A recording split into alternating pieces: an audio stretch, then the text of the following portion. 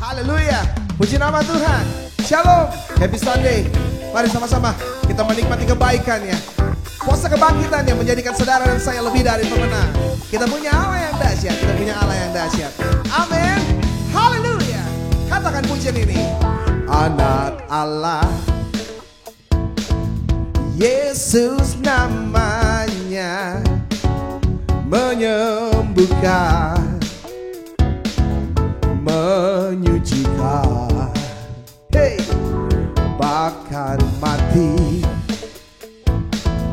tebus dosaku, kubur kosong, membuktikan Dia hidup. Oh yeah, yeah. Haleluya. Ya Allah yang hidup untuk selamanya. Angkat suara, buka tangan. Salam, apa kabar jemaat yang dikasih oleh Tuhan Yesus Kristus? Saya percaya bahwa kita semua sehat, penuh sukacita atas pertolongan Tuhan, penyertaan Tuhan dalam hidup kita. Selamat datang yang baru pertama kali hadir dalam ibadah online melalui YouTube GBI Ebenezer. Bapak, Ibu, Saudara-saudari yang membutuhkan pelayanan dapat menghubungi nomor telepon gereja atau online. Ada hamba-hamba Tuhan siap melayani Bapak, Ibu, dan saudara-saudari. Mari saya undang untuk bangkit berdiri dan kita berdoa. Bapa kami yang di dalam surga, Bapa yang kami sembah di dalam nama Tuhan Yesus Kristus, kami bersyukur Tuhan pada hari ini kami bisa hadir dalam ibadah. Dan kami percaya anugerah-Mu begitu ajaib yang sempurna dalam setiap hidup kami. Terima kasih Bapa dalam surga. Kami berdoa bagi setiap hamba-hamba-Mu yang melayani pada pagi hari ini. Kami berdoa secara khusus bagi gembala sidang kami, Pendeta Amos Hosea. Engkau urapi hamba-Mu, Engkau penuhi dengan kuasa Roh Kudus-Mu Tuhan. Dan kami percaya hamba-Mu menyampaikan kebenaran firman-Mu, dan firman-Mu itu yang dapat mengubah hidup kami, dapat memerdekakan kami, dapat memberikan kemenangan buat kami. Terima kasih Bapa dalam surga Tuhan. Kami juga berdoa bagi setiap hamba-hamba-Mu yang melayani, baik yang memimpin pujian Tuhan, baik Tuhan Engkau urapi, dan kami percaya setiap puji-pujian yang dipersiapkan Engkau yang bertakhta di atas puji-pujian Tuhan. Di saat kami menaikkan, Engkau hadir dalam segala pujian kami Tuhan.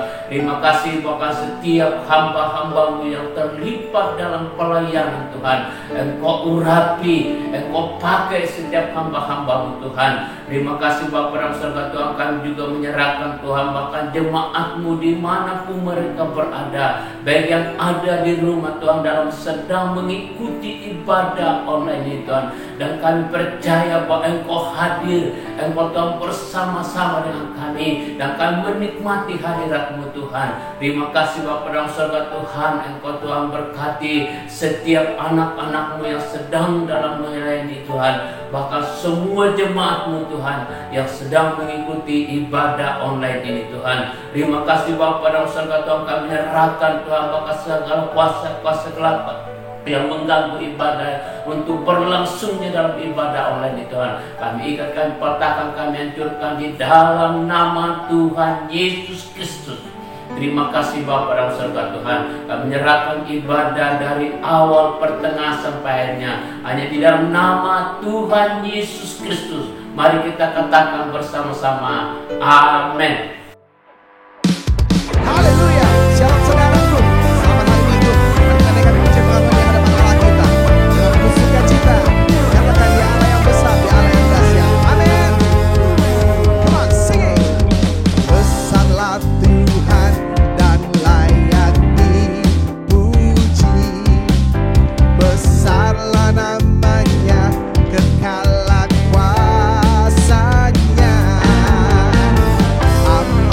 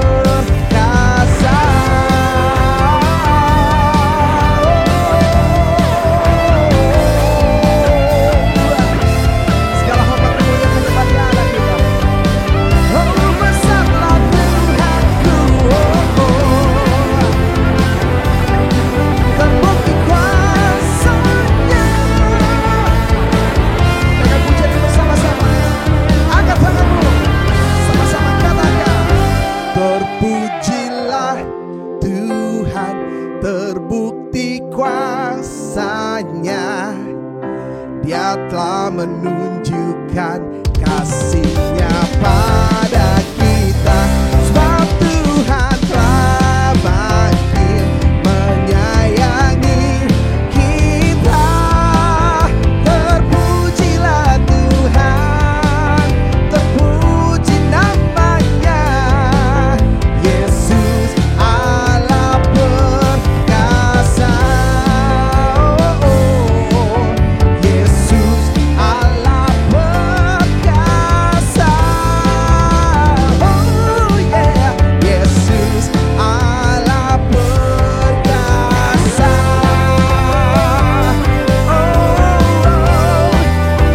Selama-lamanya. Sorak-sorai bagi Allah kita yang perkasa. Haleluya. Kita percaya jalan hidup orang benar selalu penuh dengan kebaikan demi kebaikan. Kita tahu kita punya Allah yang setia, yang menepati setiap janji-janjinya. Sebab itu, mari percayalah kepadanya dengan sukacita dengan pujian ini. Oh yeah. Percayalah kepadanya.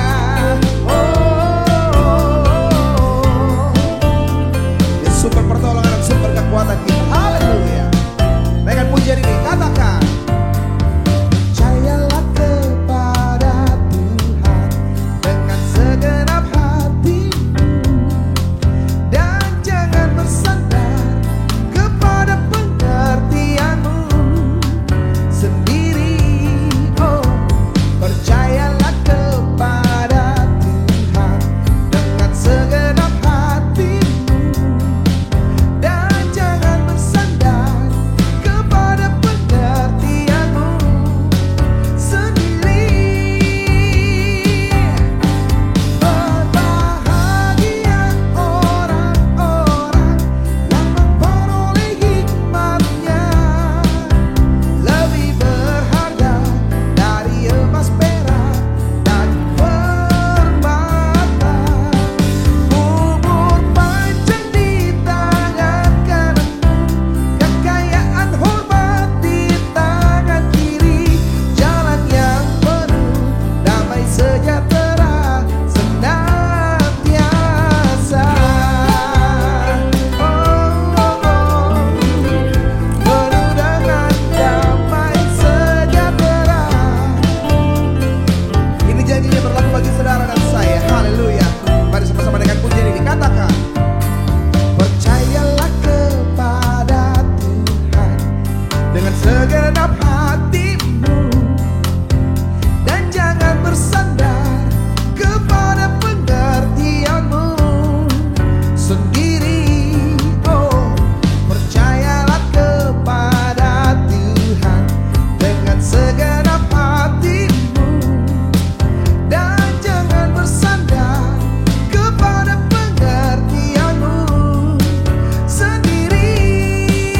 Oh, berbahagia orang-orang yang memperoleh hikmat-Nya, lebih berharga dari emas, perak, dan permata.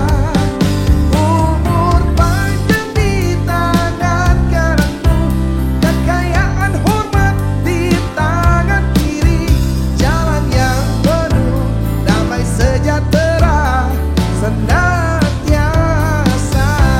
Oh, jalan yang penuh damai sejahtera senantiasa. Oh, jalan yang penuh damai sejahtera senantiasa. Oh, dilingkupi kebaikan-Mu. Terima kasih Yesus. Oh, oh,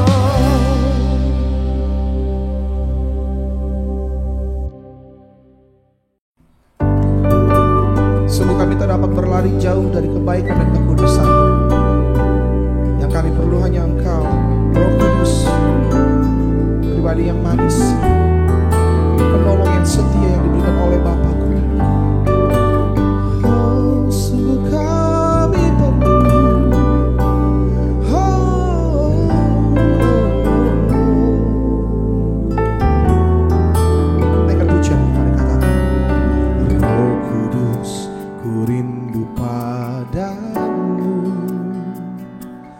hanya Engkau, pribadi yang menghidupkan.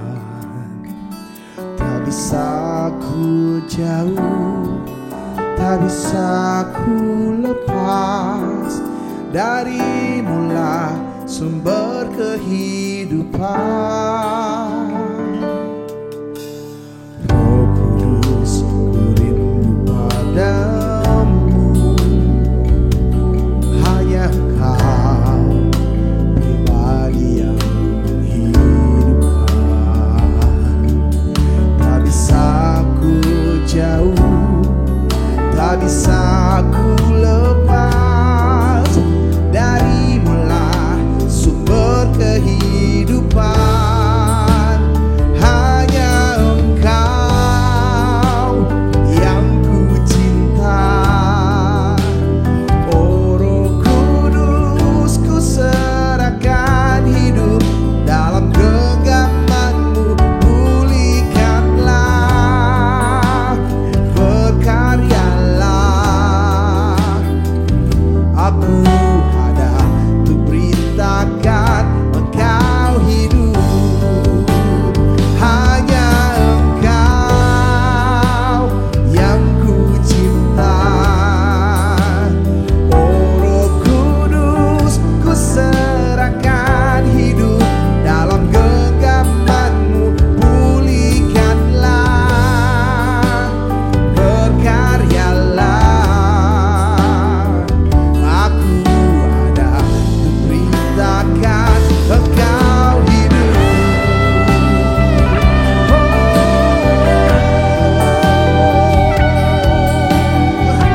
Kami perlu Engkau.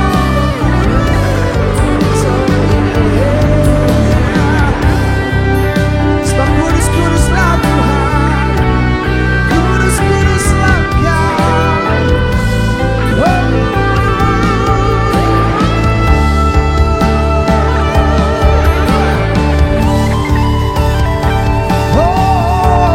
Kudus Engkau, kudus, yang telah datang dan akan datang. Kemuliaan, keagungan, kami naikkan sorak pujian bagi Yesus segala hormat dan kuasa. Kudus Engkau, kudus, yang telah datang dan akan datang. Kemuliaan, keagungan, kami naikkan sorak pujian bagi Yesus segala hormat dan kuasa. Bagi Yesus segala hormat dan kuasa. Oh, bagi Yesus segala hormat dan kuasa. Segala hormat dan pujian, pengagungan bagi-Mu Tuhan.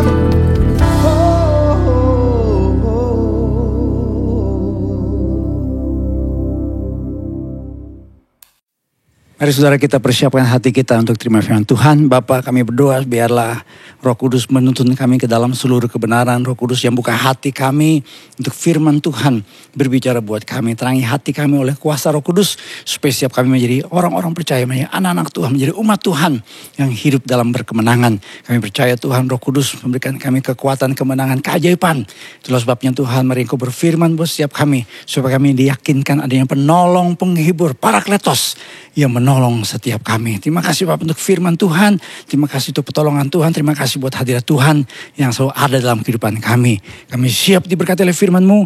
Dalam nama Tuhan Yesus Kristus kami berdoa dan percaya. Yang percaya katakan bersama dengan saya. Amin. Puji Tuhan, berikan kemuliaan buat Tuhan kita. Haleluya. Saudara silakan duduk. Minggu lalu kita memperingati hari Pentakosta. Hari Pentakosta sering kali diperingati sebagai hari lahirnya gereja.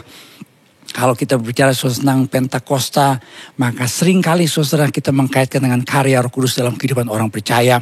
Dan kita masih bicara tentang Holy Spirit sepanjang bulan ini. Karena kita percaya saudara Roh Kudus yang membuat kita menjadi orang-orang yang meyakini akan kebenaran firman Tuhan. Saya berdoa pada saat ini saudara menjadi orang percaya yang selalu hidup dalam kuasa, keajaiban, pertolongan dari Roh Kudus. Puji Tuhan, haleluya. Mari kita lihat saudara sepintas apa yang terjadi sepanjang bulan ini. Ya, saya mengajak saudara melihat review dari khotbah yang saya percaya saudara ini Tuhan taruh dalam hati saya untuk saya sampaikan buat jemaat Tuhan. Jadi tanggal 2 Mei saya bicara saudara bagaimana peran kuasa Roh Kudus dalam hidup orang percaya. Kalau saudara melihat dalam kebenaran firman Tuhan, maka saya menyimpulkan berdasarkan firman-Nya bahwa Roh Kudus memiliki peran yang sangat penting yang membuat kita memiliki kuasa untuk menjadi saksi bagi Kristus. Kita memiliki kuasa untuk membawa jiwa bagi Kristus. Jadi kalau kita menjadi orang-orang percaya dipenuhi Roh Kudus, menjadi orang-orang percaya diurapi Roh Kudus, maka kita pasti jadi pemenang jiwa. Ya, saya sudah baca banyak kisah hidup orang-orang yang dulunya saudara hidup terikat dengan dosa. Tapi setelah mereka dilawat Tuhan, dipulihkan Tuhan, mereka menjadi orang-orang yang bersaksi dan menangkan jiwa. Saya berkali-kali bersaksi saudara, ketika Roh Kudus memenuhi hidup saya, ketika Roh Kudus mengurapi saya kadang-kadang kagum dan heran luar biasa. Bagaimana Tuhan mimpin saya menjadi berkat bagi banyak orang. Itu bukan karena kuat dan gagah saya, tapi karena Roh Kudus yang mengurapi saya. Itu pun bisa terjadi dalam kehidupan saudara. Minggu berikutnya pada tanggal 9 Mei, saya mengajak jemaat Tuhan untuk melihat bagaimana kita dapat mendengar suara Roh Kudus. Caranya bagaimana kita harus dipenuhi dalam kuasa Roh Kudus. Dipenuhi oleh Roh Kudus. Kata dipenuhi selalu saya gambarkan saudara seperti ini botol minum saudara ya. Nah, ini botol minum ya ada airnya. Jadi jangan saudara cuma 1/4 sisanya. Jangan cuma 3/4 dan 1/4. Tapi harus dipenuhi saudara. Dipenuhi itu artinya dikuasai ya, dikontrol. Artinya orang-orang percaya ketika dipenuhi Roh Kudus, maka sepenuhnya pikirannya, hidupnya dipimpin oleh Roh Kudus. Sehingga kita punya ketaatan dalam Roh Kudus. Jadi untuk bisa mendengar suara Roh Kudus, kita pertama-tama kita harus minta supaya Roh Kudus memenuhi hidup kita.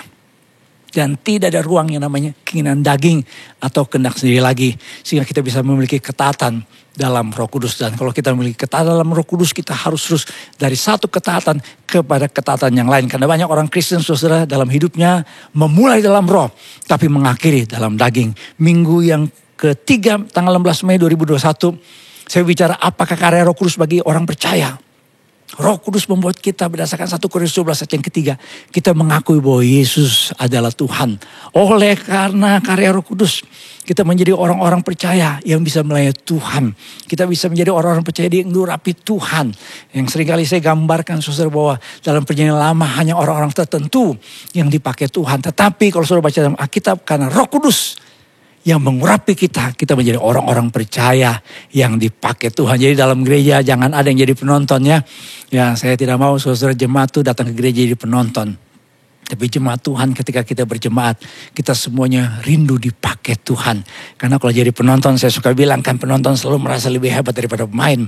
Jadi kalau saudara jadi kritikus, ya kritik sana kritik sini itu kemungkinan besar saudara masih dalam taraf penonton. Tapi kalau saudara menjadi orang percaya yang selalu rindu dipakai Tuhan, maka sudah ada orang-orang percaya yang hidup dalam kuasa dan karya Roh Kudus yang luar biasa. Saudara, pada minggu Pentakosta minggu lalu, saya bicara tentang makna penting dari Pentakosta bagi umat Tuhan sampai pada masa kini. Saya gambarkan dua hal. Yang pertama, Pentakosta menggambarkan era baru kepenuhan Roh Kudus dalam kehidupan umat Tuhan. Karena dalam perjanjian lama hanya orang-orang tertentu, hanya orang Israel saja yang dipenuhi Roh Kudus. Tapi pada hari Pentakosta kita menemukan saudara bagaimana Roh Kudus memenuhi semua orang yang percaya pada Kristus. Orang-orang percaya di Samaria, orang-orang percaya dalam keluarga kondisi penuh Roh Kudus, orang-orang percaya di Efesus. Bahkan kalau saudara baca dalam sejarah gereja sampai hari ini, bangsa-bangsa di dunia, suku-suku bangsa mengalami kepenuhan Roh Kudus. Itu semua karena peristiwa Pentakosta. Era baru dalam manifestasi Roh Kudus dalam kehidupan orang percaya. Di mana orang-orang percaya berbicara dalam bahasa-bahasa yang baru yang Tuhan berikan. Ini disebut dengan glosolalia. Saudara-saudara, itu akibat ada yang namanya kita bilang peristiwa Pentakosta. Saat ini saya akan bicara saudara tentang pemahaman yang keliru tentang karunia roh. ketika kita bicara tentang karya Roh Kudus, seringkali dipahami secara negatif. Salah satu doktrin yang seringkali diperdebatkan dalam gereja adalah tentang Roh Kudus. Saya dikasih kesempatan Tuhan sekolah, ya, dalam pendidikan teologi formal. Dan seringkali ini jadi bahan perdebatan di kelas-kelas, di kuliah-kuliah sekolah teologi. Saya diizinkan Tuhan sekolah di sekolah teologi Protestan. Saya masuk di sekolah teologi aliran Pentakosta Karismatik. Dan ini selalu menjadi pertentangan. Nah, akibatnya gereja terpecah dua. Ada yang disebut dengan harismania, harisfobia. Harismania itu adalah kelompok orang Kristen yang terlalu berpusat pada karunia. Jadi mau naik angkot aja berdoa. Ya, tanya sama Tuhan, tanya sama Roh Kudus, naik angkot yang mana. Menurut saya, saudara, ya Tuhan telah memberikan kita hikmat. Jadi jangan kalau mau makan ini ada tahu dan tempe. Kita doa sampai 15 menit tanya sama Tuhan, mana tahu dan tempe. Dua-duanya aja. Yang penting saudara bayar. Kalau makan di warteg, tahu dan tempe. Jadi ada yang namanya harismania. Tapi saudara, ada ekstrem yang lain disebut harisfobia. Kalau lihat ini buku-buku, ini 3 buku ini selalu melihat ketika ada orang-orang yang mempraktekkan tentang karunia roh. Karya roh dalam gereja, karya Roh Kudus dalam gereja itu seringkali dimanifestasikan dalam karunia-karunia roh. Seringkali ketika melihat ada yang namanya berbagai macam, ya mau dikatakan apa ya, manifestasi yang dianggap ini sesuatu yang keliru, ekstrim, aneh. Ya, hal-hal yang dianggap penyimpangan. Orang akhirnya jadi resistance. Orang menjadi against. Orang menjadi menolak. Itu yang disebut dengan harisfobia. Sehingga saya ketemu ada orang Kristen, hamba-hamba Tuhan, pendeta-pendeta. Ngomong sama saya, udah Pak Amos. Gak usah lagi ngomong tentang macam-macam karunia. Ya, yang begitu-begitu buat gereja ya kacau, berantakan, pecah. Dikasih contoh-contoh yang aneh-aneh. Memang kalau kita buka di internet, kita lihat di YouTube, ada banyak kontroversinya. Tetapi mari saudara, kita lihat pemahaman yang benar. Seringkali 2 pemahaman yang keliru tentang karunia Roh Kudus saya temukan sampai hari ini. Apa itu pemahaman yang keliru? Yang pertama, karunia rohani atau karunia Roh Kudus lebih utama daripada kedewasaan rohani. Jadi ada yang mengatakan bahwa karunia roh itu lebih penting daripada kedewasaan rohani. Ini tercermin dalam 1 Korintus pasal 3 ayat yang ketiga. Jemaat Korintus mendapatkan teguran. Kenapa? Karena firman Tuhan berkata bahwa jemaat Korintus, karena kamu masih manusia duniawi. Sebab jika di antara kamu ada iri hati dan perselisihan, bukankah hal itu menunjukkan bahwa kamu manusia duniawi dan bahwa kamu hidup secara manusiawi? Dalam jemaat Korintus ada perpecahan. Ada yang berkata, aku dari golongan Paulus, aku dari golongan Apolos, aku dari golongan Kefas, aku dari golongan Kristus. Level rohaninya jemaat Korintus adalah manusia duniawi. Kata Yunani yang dipakai adalah sarkikos, manusia kedagingan. Manusia yang sudah jadi orang percaya, sudah dibaptis, jadi anggota gereja, tetapi belum dewasa dalam Kristus. Karena masih hidup mengikuti keinginan daging. Sehingga kalau sudah lihat manusia kedagingan itu lebih banyak konfliknya, perseteruannya, perselisihannya, iri hatinya, amarah, kepentingan diri sendiri, pencideraan, roh pemecah dan kedengkian. Memang ada kesalahpahaman saudara kalau kita bicara tentang karya Roh Kudus. Seakan-akan karya Roh Kudus hanya tercermin hubungan dengan Tuhan. Jadi kalau orang berkata, Pak saya selalu tiap hari berdoa dalam hadirat Tuhan 1 jam, haleluya. Saya berdoa tiap hari 2 jam, glory haleluya. Saya berdoa tiap hari 3 jam, glory haleluya, puji Tuhan. Saya berdoa 4 jam, 5 jam, glory haleluya. Waduh. Tetapi orang yang betul-betul hidup dalam Roh Kudus, tidak menuruti keinginan daging, dalam hidupnya tidak boleh ada namanya perseteruan. Perselisihan, iri hati, amarah, kepentingan diri sendiri, pencideran, roh pemecah, kedengkian. Itu harus sirna, harus minggir dalam hidupnya. Harus zero, harus disalibkan, harus dimatikan itu semua. Ternyata jemaat Korintus ini jemaat karismatik. Karena dalam jemaat Korintus dibahas tentang berbagai macam karunia. Karunia mujizat, bernubuat, membeda-bedakan bermacam-macam roh, berkata-kata dengan bahasa roh, menafsirkan bahasa roh. Tetapi masalah jemaat Korintus kalau sudah baca dalam Alkitab, dalam 1 Korintus pasal yang pertama, pasal ketiga, pasal 6, dalam pasal 15 ada masalah rohani. Masalah perpecahan, disebut Kristen duniawi. Mereka ributkan masalah mereka secara hukum duniawi. Ada dosa percabulan. Dan mereka melawan otoritas rohani yang Tuhan tetapkan dalam gereja. Jadi gak jaminan saudara kalau jemaat tersebut sudah berharisma. Karena ada pandangan yang keliru. Ini yang seringkali jadi masalah. Ini yang seringkali jadi kontroversi dalam gereja-gereja yang mempraktekkan karunia-karunia rohani. Karena dalam era perpecahan kita harus akui saudara. Yang paling banyak gereja itu pica-pica kata orang Ambon. Itu gereja-gereja yang alirannya Pentakosta karismatik. Kenapa? Karena seringkali ketika gereja-gereja yang mempercayai praktek karunia-karunia rohani mengabaikan yang namanya kedewasaan rohani. Kita tahu kota Korintus adalah kota yang dalamnya penuh dengan berbagai macam masalah. Saya tidak akan singgung secara mendalam. Tapi di kota Korintus ini ada banyak hal yang membuat jemaat Korintus pada akhirnya mulai mengalami masalah-masalah moralitas, masalah-masalah rohani, sehingga mereka tidak bertumbuh dalam iman. Mereka dikatakan manusia duniawi. Saudara-saudara, ada peringatan buat jemaat Korintus. Tadi kalau saya gambarkan kota Korintus kota yang penuh dengan masalah moralitas. Dan firman Tuhan kasih peringatan, janganlah kamu sesat, pergaulan yang buruk merusakan kebiasaan yang baik. Saya mau pesan buat jemaat Tuhan, memang kita hidup di dunia. Tapi kita tidak boleh menjadi manusia duniawi. Sama seperti ikan. Ketika ikan hidup di air asin, di laut. Air asin. Tapi ikan tersebut gak jadi asin. Karena pas kita makan ikannya tangkap dari laut, kita mesti kasih garam. Karena ikan tersebut tidak asin. Demikian juga gambaran kita. Dimanapun kita berada. Ada perkara-perkara yang disebut perkara-perkara duniawi. Perkara-perkara kedagingan. Mungkin sudah berkata, Pak kok di gereja gak ada. Oh, ada. Oh, Pak kok di sekolah teologi gak ada. Siapa bilang? Di sekolah teologi handphone bisa hilang. Di sekolah teologi ada mahasiswa sekolah teologi kejar-kejaran pakai parang. Di sekolah teologi ada terjadi macam-macam masalah yang kita bilang, wah kok bisa terjadi? Kenapa saudara? Ini dia masalah yang harus kita pelajari. Bahwa perkara-perkara karunia rohani tidak boleh menjadi lebih utama daripada yang namanya kedewasaan rohani. Surat Korintus itu unik. Antara pasal 12 dan pasal 14 dihubungkan dengan yang namanya pasal 13, yaitu pasal kasih. Pasal 12, 14 bicara tentang karunia-karunia roh. Tapi pasal 13 bicara tentang kasih, itu buah Roh Kudus. Selain kita mempercayai karunia-karunia roh, kita percaya dengan nubuat, mujizat, membeda-bedakan roh, berbahasa roh, dengan berbagai macam manifestasi karunia roh. Kita harus menghasilkan buah roh. Ini harus berjalan seimbang. Karena kebenaran firman Tuhan kita harus aminkan seluruhnya. Jangan jadi gereja yang tidak seimbang.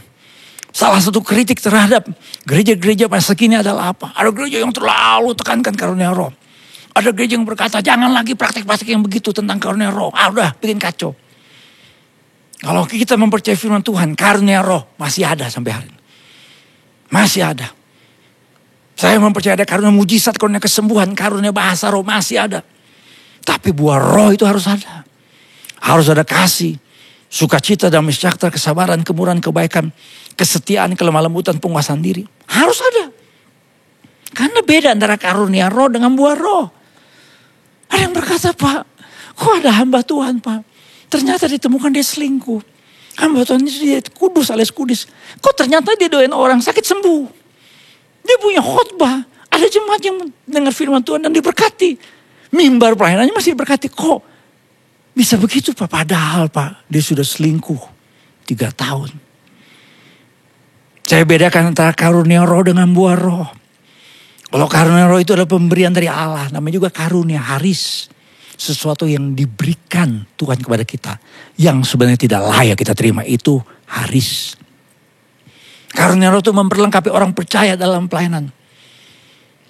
Dan tidak semua dimiliki orang percaya. Karena nanti yang saya akan bahas, saudara. Karunia roh digambarkan seperti tubuh Kristus. Jadi gak ada seorang hamba Tuhan siapapun dia. Mau pendeta dalam negeri, luar negeri, setengah negeri, ayam negeri. Nggak ada yang mengatakan semua karunia roh saya miliki. Nggak ada. Tuhan kasih masing-masing dalam anggota tubuh Kristus. Masing-masing karunia. Saling melengkapi dalam pelayan tubuh Kristus. Dan hasilnya tergantung dari kedaulatan Tuhan. Maunya Tuhan kasih karunia kepada seorang Kristen atau seorang hamba Tuhan. Namun buah roh itu pilihan kita untuk taat, untuk mengikuti kehendak Roh Kudus. Di mana kita harus mengalahkan keinginan daging, kita harus menyalibkan keinginan daging.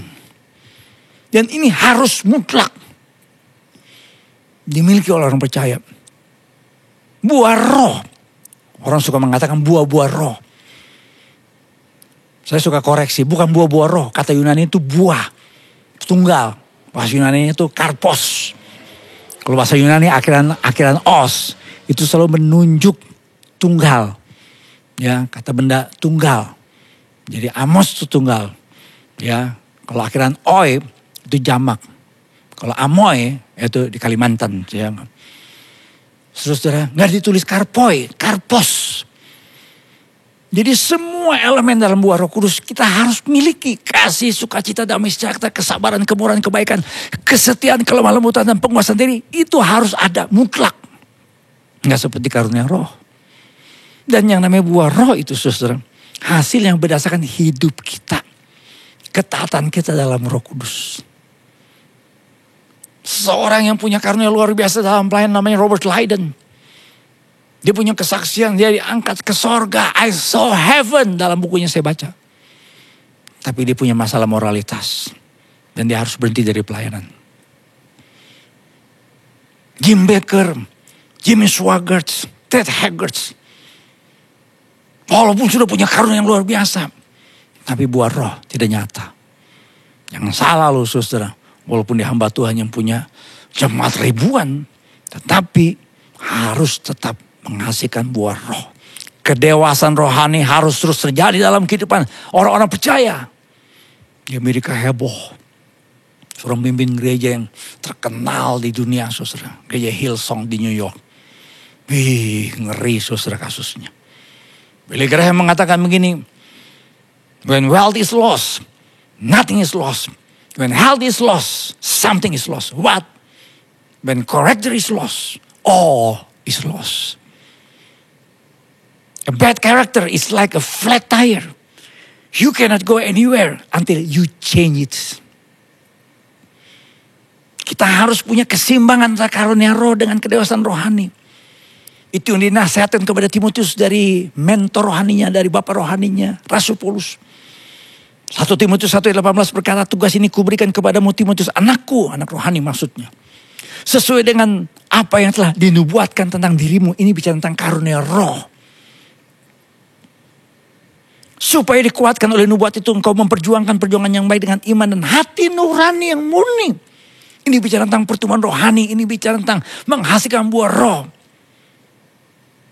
Jangan salah, jangan keliru. Bahwa yang namanya karunia roh dengan kedewasaan rohani harus tetap seimbang dalam gereja. Harus tetap ada. Saudara yang Tuhan berikan karunia rohani harus hasilkan buah Roh Kudus. Saudara-saudara yang selalu menekankan kehidupan buah roh, saudara juga harus tetap mempercayai karunia karena roh dalam pelayan kita. Sehingga kita boleh melihat melalui pelayan kita, nama Tuhan dipermuliakan. Ada buah-buah rohani yang nyata dalam kehidupan dan pelayan kita. Puji Tuhan.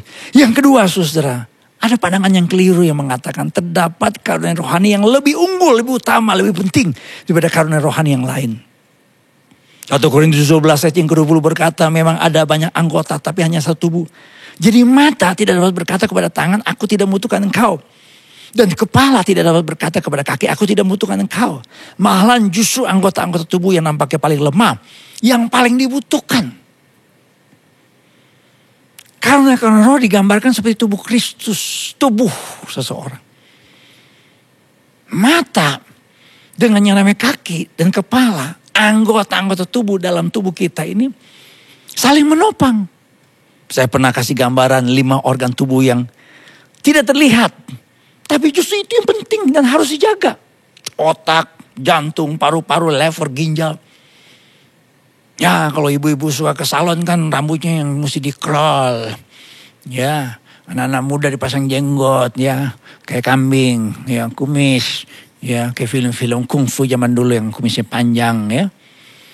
Itu kita pengen ya tubuh yang terlihat itu kita dandanin, kita ke salon, ya kukunya dikasih warna-warni, ya kan.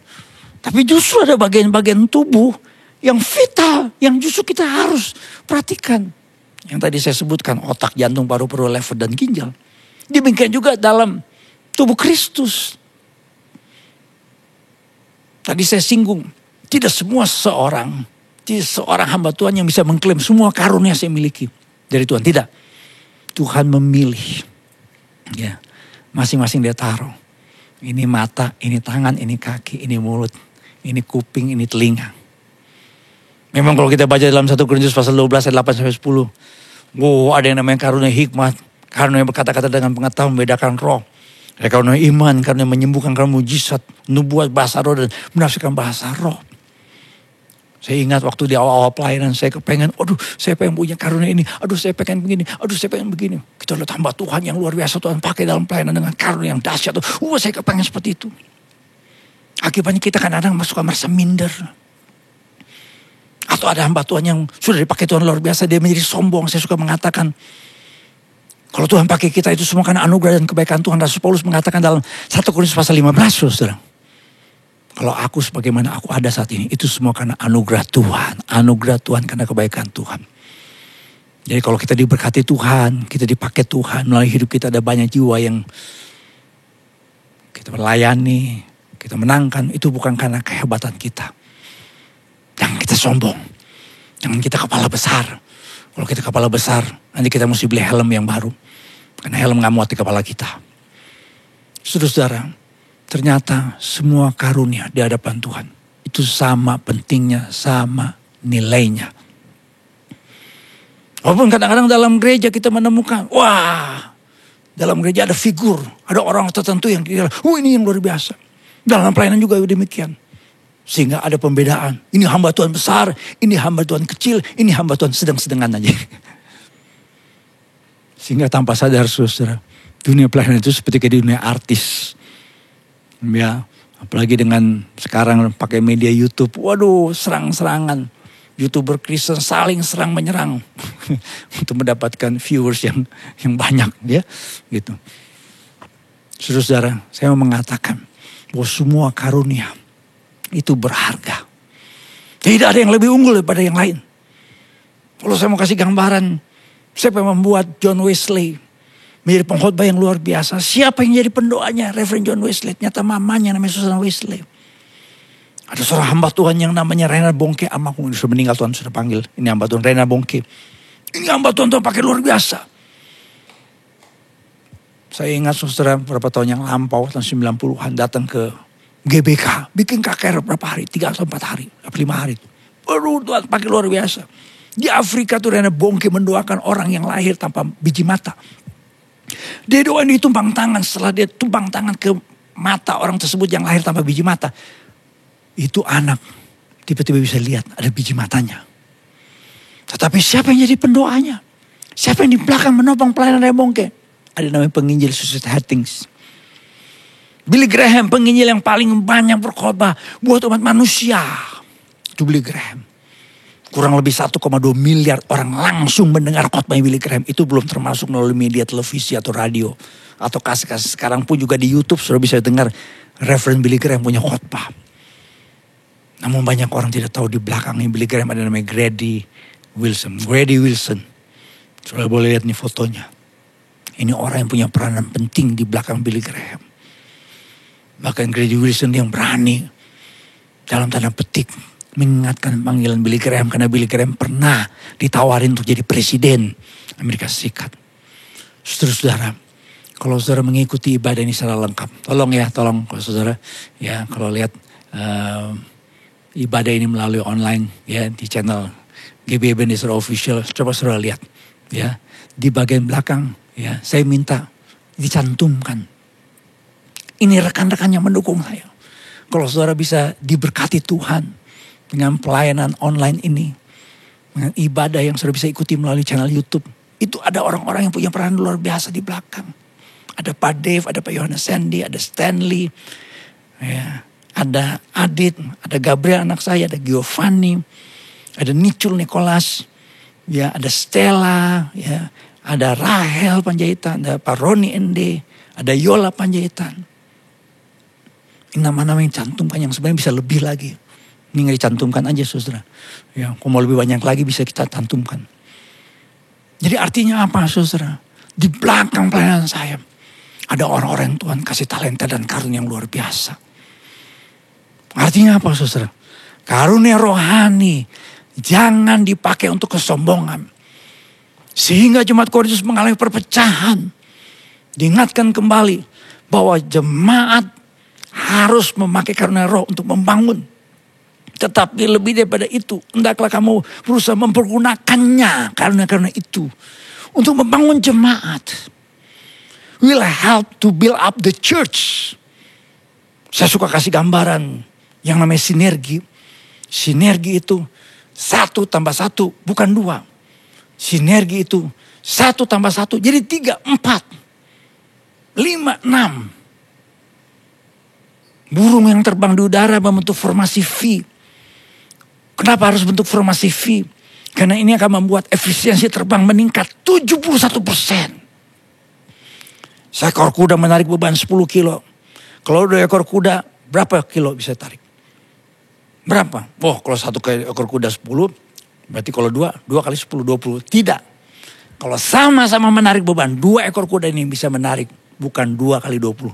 Bisa 3 kali 10, bisa 4 kali 10, bisa 30 kilo, bisa 40 kilo, bisa 50 kilo. Itu namanya sinergi. Pohon-pohon yang ditanam berdekatan. Itu jauh lebih subur dibandingkan pohon yang tumbuh di tengah lapangan. Tanpa ada pohon yang lain. Itu namanya sinergi. Gereja sebagai tubuh Kristus. Yang digambarkan dengan karunia yang berbeda-beda. Tujuannya apa? Bukan membuat gereja dalam perpecahan. Sehingga orang akhirnya karisfobia. Sehingga orang berkata, udah deh jangan praktik karunia roh. Di gereja kami ketika kami mulai praktikkan karunia roh. Terjadi perpecahan, tidak masalah. Mari saudara. Pemahaman yang benar tentang karunia Roh Kudus. Kita hidupi dalam gereja. Mari kita mengobarkan karunia rohani. Bersama dengan kedewasaan rohani. Karunia roh kita kobarkan. Tapi buah Roh Kudus harus nyata. Yang kedua, mari semua karunia rohani kita gunakan. Saling membangun untuk membangun tubuh Kristus. Nama Tuhan dipermuliakan. Amin. Haleluya. Mari saudara kita bangkit berdiri bersama, kita berdoa. Mari kita berdiri, kita berdoa. Bapa, kami berdoa pada saat ini. Supaya kami menjadi orang-orang percaya, menjadi anak-anak Tuhan. Yang terus mengobarkan karunia rohani. Namun kami harus terus menghasilkan buah Roh Kudus. Kami bersyukur karena kami telah diselamatkan. Kami telah diurapi, kami telah menjadi bagian dari tubuh Kristus. Sehingga kami percaya dalam diri kami ada karunia rohani yang Tuhan berikan buat kami. Tapi kami mau Tuhan terus mengobarkan karunia rohani dan pertumbuhan rohani yang terjadi. Kami mau Tuhan dalam hidup kami ada kasih, sukacita, damai sejahtera, kesabaran, kemurahan, kebaikan, kesetiaan, kelemah lembutan, dan penguasaan diri. Itu juga terjadi dalam kehidupan kami. Dan kami mau Tuhan dalam gerejamu. Kami saling melayani, saling melengkapi, membangun tubuh Kristus. Sehingga dalam kehidupan kami menjadi orang-orang percaya yang memuliakan nama Tuhan. Terima kasih Bapa. Terpuji nama Tuhan. Kekal untuk selama-lamanya. Kami berdoa Bapa buat saudara kami yang mungkin saat ini sedang mengalami pergumulan mengenai masalah. Tapi kami percaya Roh Kudus menjadi penolong buat setiap kami. Roh Kudus menjadi penghibur buat setiap kami. Roh Kudus yang mampukan kami.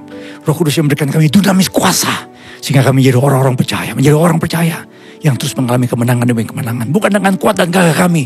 Tapi karena Roh Kudus yang memenuhi hidup kami.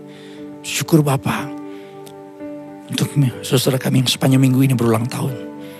Untuk Bapak Hadi Hermanto, untuk Ibu Ivon Abigail Sadondang, untuk dari Yeni Priscilla Tanata, untuk hamba Bapak Pendeta Agus Irawan, untuk dari Esra Rosyanti, untuk Bapak Iwan Budiman, Saudara Jonathan Masiki, Saudara Mesa Sinuraya, Adik Kesia Patricia Tobing, hambamu Ibu Riama Hotna Sianturi, hambamu Ibu Ice Bambang Subowo, hambamu juga Pak Randy Chandra Dinata, Saudara Mendi Menardo Uriaan, Rifitria, Ibu Marlina Lydia Supandi, Ibu Leti Sutanto, dan adik Adilia Sekararum. Tuhan, Engkau memberkati anak-anakku ini yang Tuhan anugerahkan umur 1 tahun lagi. Biarlah hidup yang Tuhan karuniakan kepada mereka menjadi sebuah hidup yang dipersembahkan kepada Tuhan sebagai persembahan yang hidup kudus berkenan kepada Tuhan.